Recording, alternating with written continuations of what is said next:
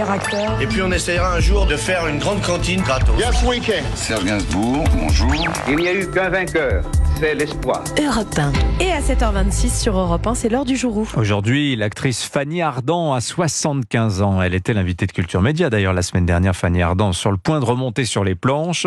Lors d'Autriche, vous vous êtes plongé dans les archives d'Europe 1 pour retrouver des entretiens et des moments intimes avec l'actrice. Oui, Fanny Ardant et sa chevelure brune, sa volubilité malicieuse et son rire sonore. Le cinéaste François Truffaut lui offre l'un de ses grands rôles en 1981 dans La femme d'à côté. Elle y joue une femme consumée par un amour destructeur. Interview sur Europe 1 cette année-là. Je trouvais que toujours tous ces personnages avaient une grande vérité. On les mettait pas ni du côté ils sont complètement bien, ni ils sont complètement mauvais.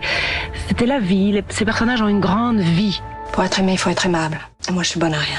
Elle vit aussi une histoire d'amour avec François Truffaut et ils auront ensemble une fille. L'un des autres grands rôles de Fanny Ardant a lieu au début des années 2000 quand elle incarne la cantatrice Maria Callas, qu'elle avait jouée sur scène aussi avant. Je pense que il ne faut jamais rester trop longtemps de la scène parce que c'est une technique très particulière. Donc, on peut oublier, enfin, oui, où on peut perdre des choses. Oui, où on perdrait ce sens de l'apprivoisement.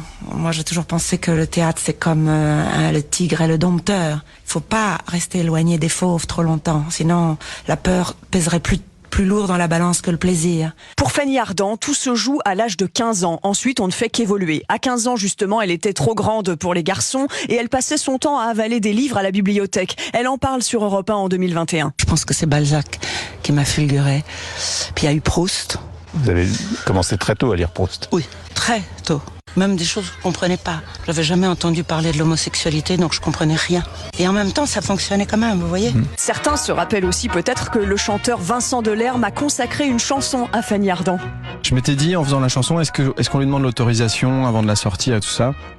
Et je m'étais dit, de deux choses l'une, soit elle est vraiment super antipathique et elle va être énervée, mais on s'en fout parce que voilà. Soit elle est sympa, elle va trouver ça drôle et c'est plutôt ce qui s'est passé. Fanny Ardant et moi, il y a un truc dans son regard. Vincent Delerme racontait qu'il avait dans sa chambre d'ado une photo de Fanny Ardant et que depuis toujours, il était fasciné, comme beaucoup de gens, par l'élégance de Fanny Ardant. Merci beaucoup, Lord d'Autriche. Il est l'heure de jouer avec Europe 1 et le jour où.